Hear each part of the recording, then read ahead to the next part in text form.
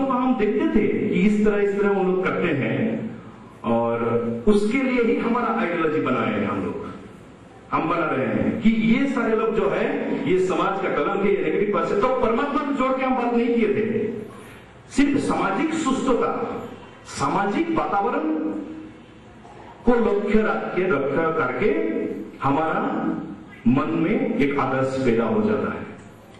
परमात्मा का जुड़ा हुआ तब तक नहीं है। फिर देखा गया उनका जो चरित्र जिसके लिए हम आदर्श बनाए हैं वो हमारे साथ भी समान है। हो सकता है थोड़ा सुप्त अवस्था में, थोड़ा चुपके है। उनको आज मौका मिला है, राजनीति उनके हाथ में है, शासन के मतलब उसके हाथ में है, तो वो प्रयोग करने के लिए उनको मिल रहा है। हम इंतजार में हैं। अगर मौका आ जाएगा तो हम भी जरूर वैसा ही करेंगे, क्योंकि हमारा ज्ञान के साथ परमात्मा का संबंध हम जोड़ नहीं पाए हैं, हम पहचाने नहीं। जस्ट हमारा बाहर का जो ज्ञान है, भौतिक जो ज्ञान है, समाज की अस्तित्व को, समाज को सुस्त रखने के लिए जो ज्ञान है, सिर्फ वही ज्ञान है। उसके साथ परमात्मा का कैसे हर अणुपरमाणु में किस अवस्था में किस तरह रिश्ता के वो है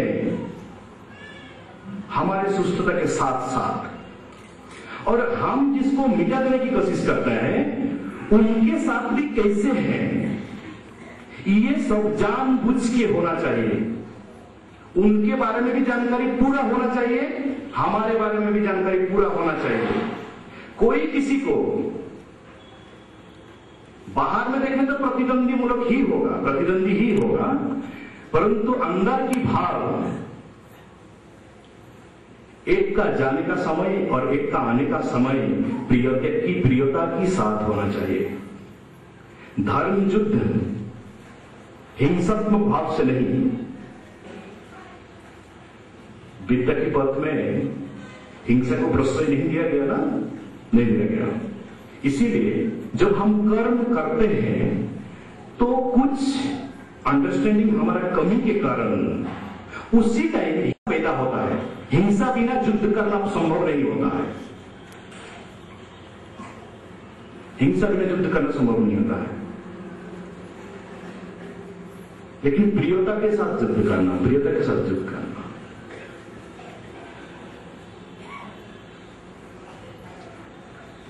अतीत में हम जानते हैं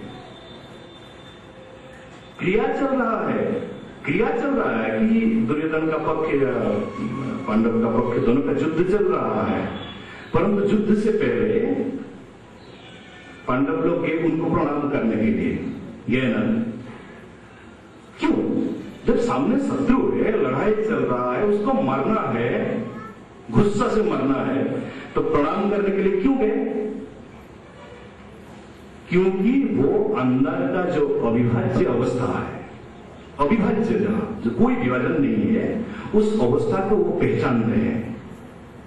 उसको जो जितना पहचानते हैं उसका स्थिरता और उसका बल का वो परिचय है। उसका बल का परिचय वही शक्ति है। जहां शक्ति नहीं है वहां अस्थिरता है, वहीं पे हमारा उग्रता मनोभाव, हिंसा, ये भाव दिखता है।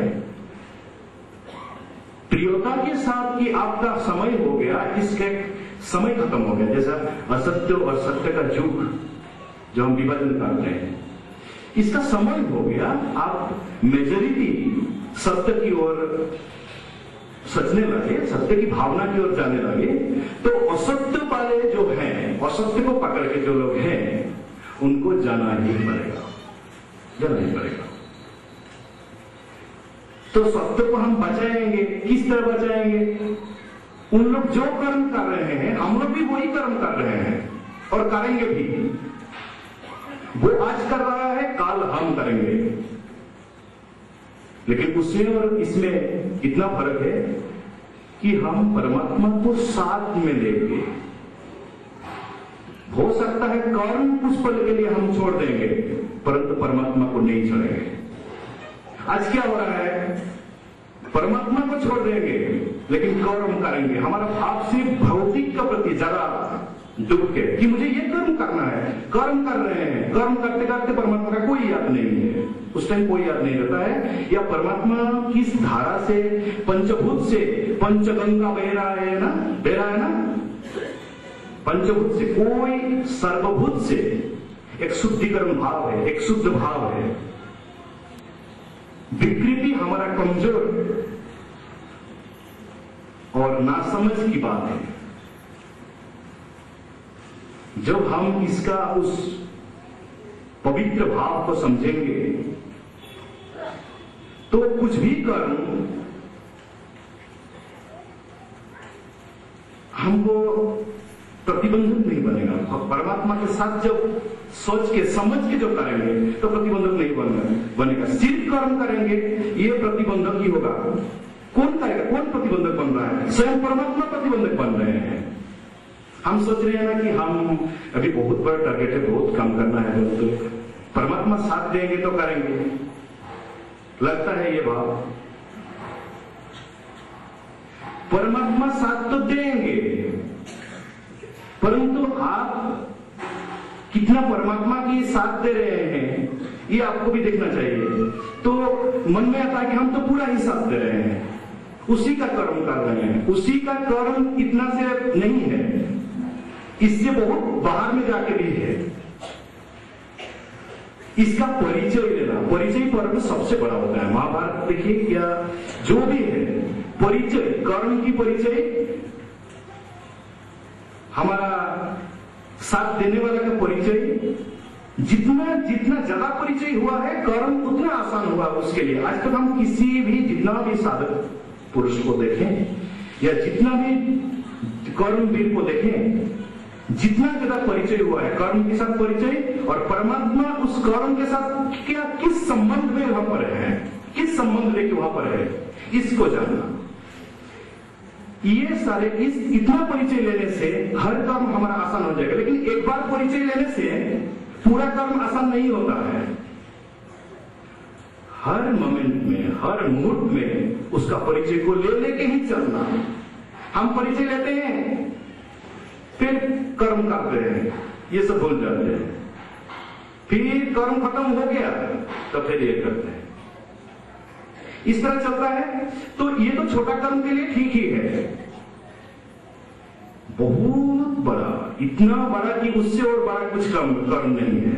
उस तरह कर्म करने के लिए अंदर से जो आत्मविश्वास, विश्वास के साथ परिचय, शुद्ध मतलब सिर्फ विश्वास में नहीं होगा, सिर्फ विश्वास की बात नहीं हो रहा है, विश्वास के साथ परिचय। विश्वास तो है ही, बाबा के प्रति विश्वास है, हमारे प्रिय के जो प्रिय देव है उसके प्रति विश्वास है, पर परिचय नहीं है। विश्वास तो अंध भी हो सकता है, परिचय नहीं है। कैसे अनुपरमाणु से वो मिलके हमारा रास्ता में जो हट रहे हैं उसके साथ भी कैसे मिले हुए हैं, और जो हम आ रहे हैं हमारे साथ कैसे मिले हुए हैं।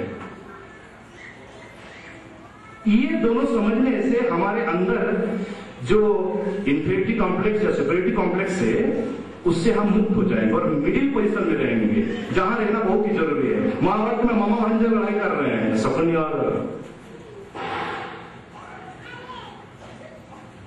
नपुंसक कोई संघर्ष किए थे ना, ये कह रहा मामा अभी मार रहा हूं, और कह भांजा अभी मार रहा हूं। तो देखिए मामा भांजा दोनों बात कर रहे हैं।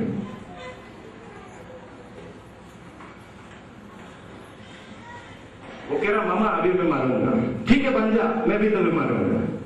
किससे रिश्ता है? अगर इस तरह मधुर रिश्ता है तो लड़ाई करेगी क्या क्यों?